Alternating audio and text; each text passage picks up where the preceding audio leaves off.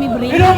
Kenapa kami katakan raport merah? Tadi sudah kami jelaskan kenapa kami memberikan alasan raport merah kekuasaan hari ini. Kami rakyat, ya, baik petani, perempuan.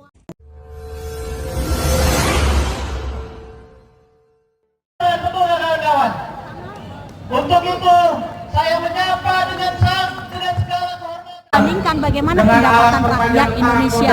Nah, ini yang kemudian ada hal keadilan. Implikasi dari kenaikan BBM itu adalah berbagai macam kebutuhan hidup terjadi kenaikan.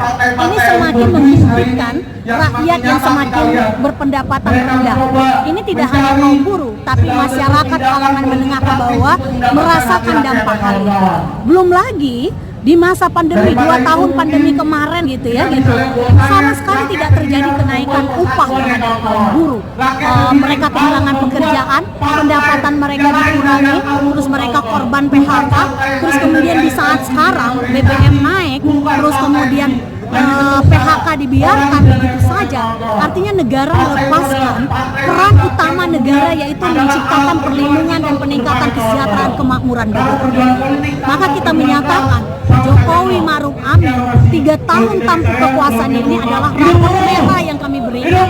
Kenapa kami katakan raport merah? Tadi sudah kami jelaskan kenapa kami memberikan alasan raport merah kekuasaan hari ini. Kami rakyat, ya, baik petani, perempuan, miskin kota, kemudian buruh, pelajar, mahasiswa, luar biasa. Ketika rakyat tidak menghendaki berbagai macam regulasi yang dilahirkan, dipaksakan oleh kekuasaan baik DPR maupun pihak pemerintah, ketika rakyat turun ke jalan, represivitas luar biasa terhadap masyarakat sipil, mengkritik berbagai macam kebijakan. Nah, diantaranya itu adalah kami juga mendesak agar hentikan represivitas terhadap seluruh rakyat masyarakat sipil. Karena tanpa kontrol, tanpa kritikan rakyat, negara ini tidak akan mungkin menuju arah yang lebih baik.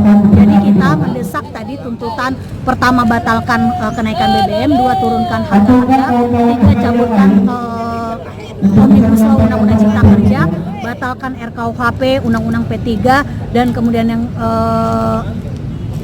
tentang persoalan upah layak secara nasional, dan kemudian juga batalkan RKUHP. Ini semakin menunjukkan bahwa situasi bangsa kita, ya, baik sumber daya alam dan sumber daya manusia kita lebih diberikan eksploitasi hanya karena kepentingan segelintir orang. Kita mendesak kekuasaan yang diberikan mandat oleh rakyat adalah harus mengabdi kepada kepentingan rakyat dan bangsa. Terkait upah ini yang akan dibahas dalam waktu dekat untuk tahun 2023, usulan Kasbi seperti apa, Mbak? Ya, usulan konservasi Kasbi khususnya di dalam gerakan buruh bersama rakyat, kita mendorong agar pemerintah melahirkan satu regulasi atau kebijakan tentang upah layak secara nasional.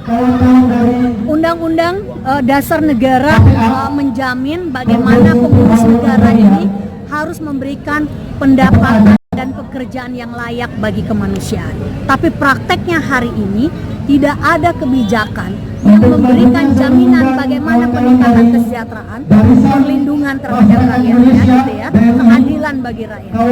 Yang kami maksud tentang upah layak secara nasional adalah bagaimana rakyat bisa memenuhi kebutuhan pakannya, bisa memenuhi kebutuhan sandangnya, bisa memenuhi kebutuhan papannya, bisa memenuhi tentang persoalan pendidikan, kesehatan, dan sosialnya. Tapi prakteknya hari ini adalah kita tidak ubahnya bekerja di zaman penjajahan, bekerja tapi hanya sekedar bisa untuk memberi makan. Tapi bagaimana persoalan pendidikan, kesehatan, sosial, termasuk persoalan bagaimana tempat tinggal yang layak, gitu ya, pendapatan yang layak, ini masih jauh dari harapan itu. Kenaikan untuk UMP usulan Kasbi berapa persen, Mbak? Iya, karena Omnibus Law Undang-Undang Cipta Kerja itu adalah putusan Mahkamah Konstitusional bersyarat.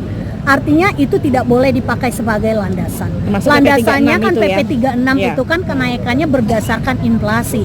Bayangkan, hidup rakyat ditentukan berdasarkan inflasi. Di mana kita mau mencapai tentang persoalan pendapatan yang layak? Bagaimana kita mau mencapai tentang pertumbuhan ekonomi, gitu ya, gitu. Karena pertumbuhan ekonomi ini berdasarkan konsumsi masyarakat. Nah, kalau pendapatan rakyat semakin kecil, terus kemudian daya beli masyarakat semakin rendah, maka pertumbuhan ekonomi juga semakin anjlok, dan ini akan menyebabkan krisis yang semakin dalam. Jadi Kasbi tidak mengusulkan berapa persen kenaikan upah karena masih mengacu pada PP 36 dan Omnibus Law itu. Iya, karena kalau mengacu kepada PP 36 Omnibus Law Undang-Undang Cipta Kerja kan tidak mungkin kita bisa meraih pendapatan upah yang layak. Pasti hanya kenaikannya 0% sampai 1,9% kan gitu. Nah, padahal setiap tahun buruh, rakyat itu harus menanggung dengan berbagai macam kebijakan, misalkan pencabutan subsidi, kenaikan kebutuhan hidup, kebutuhan pokok itu ya, kenaikan BBM, ini kan berimplikasi. Hari ini saja kita tahu di 2022, kebijakan di 2021 kenaikan itu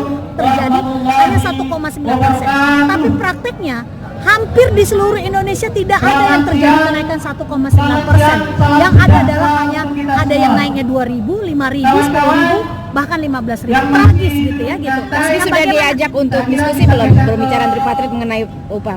Kita kalau kemudian bicara tentang persoalan ajakan gitu ya, kalau mengacu kepada Omnibus Law Undang-Undang Cipta Kerja, kita tidak bersepakat.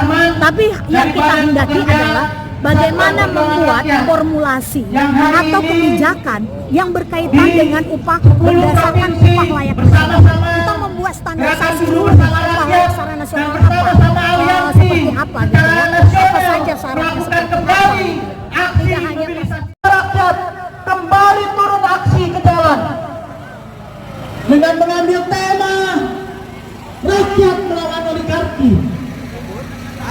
Siapa rakyat? Rakyat adalah pemilik kedaulatan tertinggi bangsa ini, kawan-kawan. Betul? Kaum buruh, kaum tani, kaum pelajar, dan kaum yang hari ini termarginalkan di bangsa Republiknya sendiri adalah rakyat Indonesia.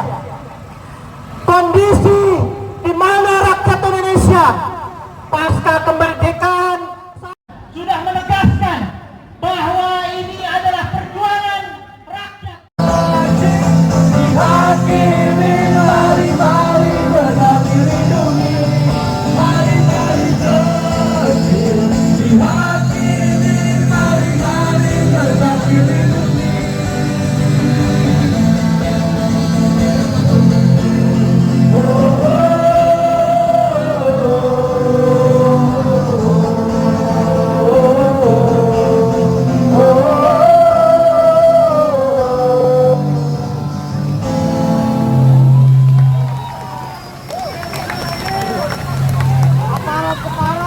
Lanjut. Oke. Mungkin ini salah satu hal yang luar biasa, Pak Romil bisa berdiri di sini di atas mobil komando dengan kawan-kawan semua dalam satu perjuangan.